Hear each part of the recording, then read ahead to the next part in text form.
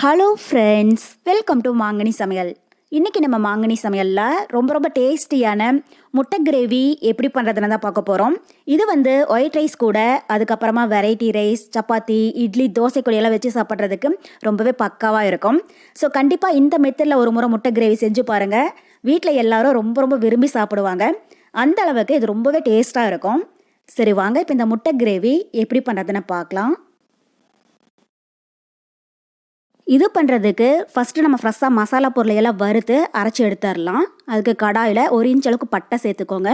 கூடவே 4 லவங்கம், சின்னதாக 3 ஏலக்காய், 1 டீஸ்பூன் சோம்பு, அப்புறம் 1/2 டீஸ்பூன் சீரகம், கூடவே 1/2 டீஸ்பூன் மிளகும் சேர்த்துடலாம். சேர்த்துட்டு இப்போ ஸ்டவ் மீடியம் ஹீட்டில் வச்சு இது நல்லா வாசம் வர அளவுக்கு வறுத்துடுங்க. ஸ்டவ் மீடியம் ஹீட்லேயே வச்சு வருங்க. அப்போ தான் மசாலா பொருளெல்லாம் கருகிடாமல் ஒரே மாதிரி நல்லா வறுப்படும். இப்போ இது ஓரளவுக்கு வறுப்பட்டதும் கடைசியாக 1 டீஸ்பூன் கசகசா சேர்த்திட்டு இப்போ இதையும் நல்லா வறுத்தரலாம். கசகசா இருந்தால் சேர்த்துக்கோங்க, இல்லைன்னா அதுக்கு பதில் 5 முந்திரி பருப்பு கூட சேர்த்து செய்யலாம். பாருங்கள், இப்போ மசாலா எல்லாமே நல்லா வறுப்பட்டு நல்லா ஸ்மெல் வர ஆரம்பிச்சிடுச்சு. இப்போ இந்த ஸ்டேஜில் நம்ம ஸ்டவ் ஆஃப் பண்ணிவிட்டு இதை மிக்ஸி ஜாருக்கு மாற்றிடலாம். இப்போ அதே கடாயில் 1 டேபிள் ஸ்பூன் எண்ணெய் சேர்த்திக்கோங்க. இப்போ எண்ணெய் சூடானதும் இதில் மீடியம் சைஸில் 1 பெரிய வெங்காயம் இது மாதிரி சின்னதாக கட் பண்ணி வச்சுருக்கேன். அதை உள்ள சேர்த்திட்டு இப்போ வெங்காயத்தை நல்லா கண்ணாடி மாதிரி ஆகிற அளவுக்கு வதக்கிடலாம். நான் மீடியம் சைஸில் 1 பெரிய வெங்காயம் சேர்த்திருக்கேன். சின்னதாக இருந்துச்சுன்னா நீங்கள் 2 அளவுக்கு கூட ஆட் பண்ணிக்கோங்க. இப்போ வெங்காயம் இந்த அளவுக்கு நல்லா வதங்கினதும் இதில் மீடியம் சைஸில் நல்லா பழமாக 1 தக்காளி கட் பண்ணி வச்சுருக்கேன். அதை உள்ள சேர்த்துடலாம். கூடவே வெங்காயம் தக்காளி வதங்குறதுக்கு கொஞ்சமாக உப்பும் சேர்த்திட்டு இப்போ தக்காளி நல்லா சாஃப்ட் ஆகிற அளவுக்கு இதை வதக்கிடுங்க. பாருங்கள், இப்போ வெங்காயம் தக்காளி நல்லா வதங்கிடுச்சு. இப்போ இந்த ஸ்டேஜில் ஸ்டவ் ஆஃப் பண்ணிவிட்டு இதை ஒரு 5 நிமிஷத்துக்கு நல்லா ஆற விட்டுருங்க. இப்போ இந்த சைடில் நம்ம மசாலா பொருளும் நல்லா ஆறிடுச்சு. இப்போ இதை கொஞ்சம் கூட தண்ணி சேர்க்காமல் நல்லா நைஸாக பவுடர் பண்ணி எடுத்துக்கோங்க. பாருங்கள், இப்போ மசாலா பவுடர் ரெடி ஆகிடுச்சு. இப்போ இதை தனியாக ஒரு பிளேட்டில் எடுத்து வச்சிடலாம். இந்த அளவுக்கு நல்லா நைஸாக இருக்கிற மாதிரி அரைச்சி எடுத்துக்கோங்க. அப்போ தான் முட்டை கிரேவி நல்லா டேஸ்ட்டாக இருக்கும். இப்போ இது ஓரமாக இருக்கட்டும். இப்போ அதே மிக்ஸி ஜாரில் நம்ம வதக்கி வச்சுருக்கிற வெங்காயம் தக்காளியை உள்ளே சேர்த்திட்டு தேவைப்பட்டால் கொஞ்சமாக தண்ணி விட்டு இதையும் நல்லா நைஸாக அரைச்சி எடுத்துக்கோங்க. பாருங்கள், இப்போ அரைச்சி எடுத்தாச்சு. இந்த அளவுக்கு நல்லா நைஸாக இருக்கணும். அவ்வளோதான். இப்போ அடுத்தது நம்ம முட்டை கிரேவி ரெடி பண்ண ஆரம்பிச்சிடலாம். அதுக்கு கடாயில் 3 டேபிள் ஸ்பூன் எண்ணெய் விட்டு சூடுபடுத்திக்கோங்க. இப்போ எண்ணெய் நல்லா சூடானதும் இதில் சின்னதாக 2 பிரியாணி இலை, 1/2 இன்ச் அளவுக்கு பட்டை, கூடவே 2 லவங்கம் சேர்த்துடலாம். இது லைட்டாக கலர் மாறினதும் கொஞ்சமாக கருவேப்பிலை, அப்புறம் ஒரு 10 போல் சின்ன வெங்காயம் நல்லா பொடியாக கட் பண்ணி சேர்த்துடுங்க. சேர்த்திட்டு இப்போ இது லைட்டாக கண்ணாடி மாதிரி ஆகிற அளவுக்கு வதக்கிடலாம். நம்ம ஃபஸ்ட்டே தேவையான வெங்காயம் தக்காளியை வதக்கி அரைச்சிருக்கோம்.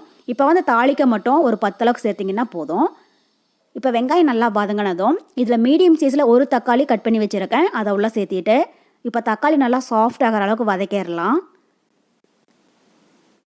பாருங்கள், இப்போ வெங்காயம் தக்காளி நல்லா சாஃப்டாக வதங்கிடுச்சு.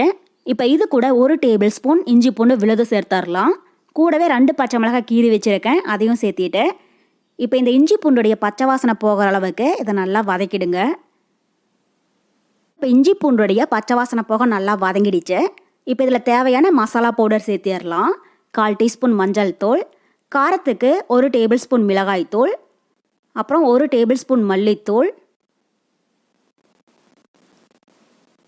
கூடவே நம்ம ஃப்ரெஷ்ஷாக அரைச்சி வச்சுருக்கிற மசாலா பவுடர் இதெல்லாம் சேர்த்திட்டு இப்போ இந்த மசாலாவுடைய பச்சை வாசனை போக நல்லா வதக்கிடுங்க.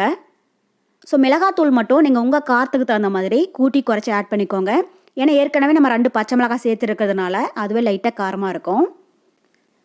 பாருங்கள், இப்போ மசாலா எல்லாமே நல்லா வதங்கி எண்ணெய் பிரிஞ்சு வருது.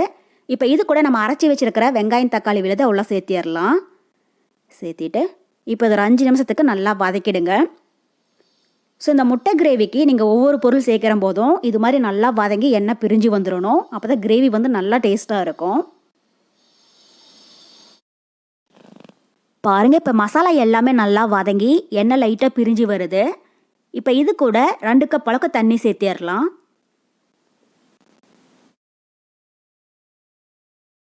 கூடவே கிரேவிக்கு தேவையான அளவு உப்பும் சேர்த்திட்டு இப்போ இந்த டைம் லைட்டாக கலந்து விட்டுருங்க. இப்போ இந்த அளவுக்கு நல்லா கலந்து விட்டுட்டு கடாயோடைய மூடி போட்டு மூடி வச்சிடுங்க. இது மீடியம் ஹீட்டில் 5 நிமிஷம் இருக்கட்டும். 5 நிமிஷத்துக்கு அப்புறமா எப்படி இருக்குன்னு பார்க்கலாம். இப்போ 5 நிமிஷத்துக்கு அப்புறமா கிரேவி நல்லா ஒரு கொதி வந்து லைட்டாக திக்காயிடுச்சு. இப்போ இது கூட அரை மூடி தேங்காயை மிக்ஸி ஜாரில் போட்டு நல்லா நைஸாக அரைச்சி வச்சுருக்கேன். இப்போ இதை உள்ளே சேர்த்திடலாம். கூடவே கிரேவிக்கு தேவையான அளவு தண்ணியும் சேர்த்திக்கோங்க. உங்களுக்கு கிரேவி எந்த அளவுக்கு திக்னஸ் வேணுமோ நீங்கள் அதுக்கு தகுந்த மாதிரி தண்ணி ஆட் பண்ணிக்கோங்க. நான் ஒரு 2 கப் அளவுக்கு தண்ணி சேர்க்குறேன். சேர்த்திட்டு இப்போ இந்த டைம் லைட்டாக கலந்து விட்டுட்டு உப்பு காரம் டேஸ்ட் பண்ணி பாருங்கள். உங்களுக்கு ஒரு வேளை உப்பு காரம் குறைவாக இருந்தாலும் நீங்கள் இந்த ஸ்டேஜில் தேவையான அளவு ஆட் பண்ணிக்கோங்க. இப்போ இது மீடியம் ஹீட்டில் ஒரு 5 நிமிஷம் அப்படியே இருக்கட்டும். மூடி போட்டு மூட வேண்டாம், ஓப்பன்லேயே இருக்கட்டும். நல்லா ஒரு கொதி வந்ததுக்கப்புறமா நம்ம முட்டையை உள்ளே சேர்த்திடலாம். பாருங்கள், இப்போ ஒரு 5 நிமிஷம் போல் கிரேவி நல்லா கொதிக்க ஆரம்பிச்சிடுச்சு. இப்போ இந்த ஸ்டேஜில் நான் ஒரு 7 முட்டையை நல்லா வேக வச்சு இது மாதிரி லைட்டாக அங்கங்கே கட் பண்ணி எடுத்து வச்சுருக்கேன். இப்போ இதை உள்ளே சேர்த்திடலாம். முட்டையை இது மாதிரி லைட்டாக அங்கங்கே கட் பண்ணிவிட்டு சேர்த்திக்கோங்க. அப்போ தான் இதுக்குள்ளே உப்பு காரமெல்லாம் இறங்கி சாப்பிட்றம்போது நல்லா டேஸ்ட்டாக இருக்கும். ஸோ இந்த முட்டை கிரேவிக்கு நம்ம முட்டையை இது மாதிரி வேக வச்சும் சேர்க்கலாம், இல்லை அப்படின்னா உடச்சி கூட செய்யலாம். இது எல்லாமே உங்களுடைய விருப்பம்தான். இப்போ முட்டையை உள்ளே சேர்த்திட்டு இதை ஒரு டைம் நல்லா கலந்து விட்டுருங்க.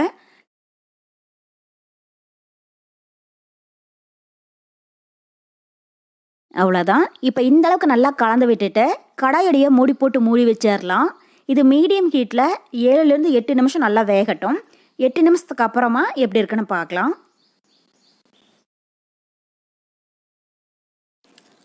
பாருங்கள், இப்போ ஒரு 8 நிமிஷம் போல் ஆகிடுச்சு. கிரேவி நல்லா திக்காகி எண்ணெய் லைட்டாக பிரிஞ்சு வர ஆரம்பிச்சிடுச்சு. இப்போ கடைசியாக வாசனைக்காக பொடி பொடியாக கட் பண்ணினேன் கொஞ்சம் மல்லி இலை தூவி விட்டுட்டு இதை ஒரு டைம் லைட்டாக கலந்து விட்டுருங்க. ஸோ இந்த முட்டை கிரேவி ரொம்பவே தண்ணியாக இல்லாமல் இந்த அளவுக்கு கொஞ்சம் திக்காகவே வச்சுக்கோங்க. அப்போ தான் இது இட்லி, தோசை, சப்பாத்தி, ரைஸ் கொடியெல்லாம் வச்சு சாப்பிட்றதுக்கு கரெக்டாக இருக்கும். ஸோ நான் இந்த முட்டை கிரேவி பார்த்தீங்கன்னா தாராளமாக ஒரு 6லேருந்து 7 பேர் சாப்பாடு கொடியாகவும் செஞ்சுருக்கேன். அதனால் உங்களுக்கு எந்த அளவுக்கு கிரேவி வேணுமோ அதுக்கு தகுந்த மாதிரி நீங்கள் எல்லா பொருளையுமே கூட்டி குறைச்சி ஆட் பண்ணிக்கோங்க. பாருங்கள், இப்போ முட்டை கிரேவி தயாராகிடுச்சு. இந்த ஸ்டேஜில் நாம் ஸ்டவ் ஆஃப் பண்ணிடலாம்.